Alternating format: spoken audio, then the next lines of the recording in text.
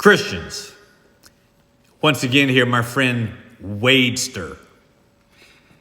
He says, speaking of stupid statements, as he begins to make one, he says, you are either Arminian or Calvinist, quoting me.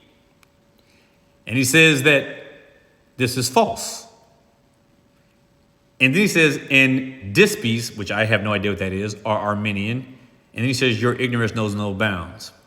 One thing I am not, my friend, is ignorant. That's one thing I'm definitely not. And nor do I believe you are. But you're free to call me whatever you want to call me. That's what people like you do. That's what you do. And that's fine. That's fine. But I'll say this. You said that this is false, that you were either Arminian or Calvinist.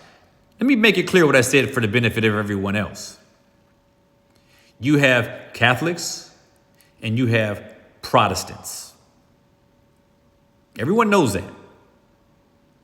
Now, amongst the Protestants, you have two separate schools of theology. That is a fact. That is a fact.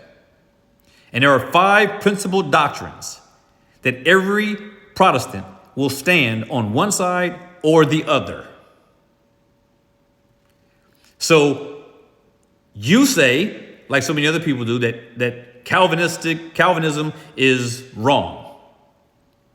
So then the 5 major tenets represented by the acronym TULIP, which I'm sure you know about, have corresponding opposites to those perspectives, which you believe. So if you are a Protestant, whatever denomination you are, if you are a Protestant, your systematic theological perspective, your theological foundation is either Arminian or it is Calvinist. And that, my friend, is a fact. That is a fact. So if you go and read the acronym TULIP, total depravity, unconditional election, limited atonement, irresistible call, perseverance of the saints. That's what a Calvinist believes. An Arminian believes the exact opposite on each one of those points. So, yes, every Protestant is on either side of that thing. And here's the other thing I'll say to add more to it.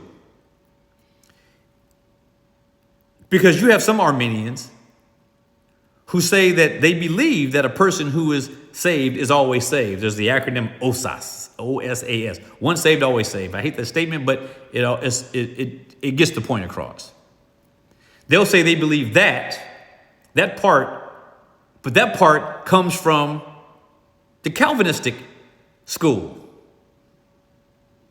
So anybody who says they believe in the perseverance of the saints, or once saved, always saved, or eternal security, as other people have put it, that is a Calvinist doctrine.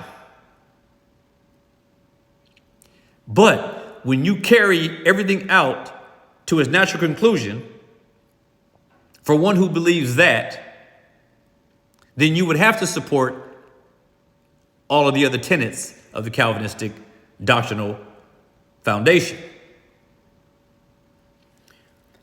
This is where the argument comes in.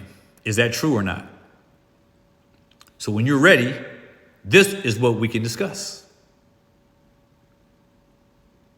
And I won't be calling you stupid or calling you a hypocrite, which you didn't apply in the right way anyway, but that's fine, because that's what people like you do.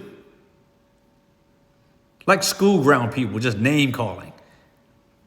I could do that, but I'd rather not. I'd rather have a good conversation, good debate. Be provoked, be persuaded.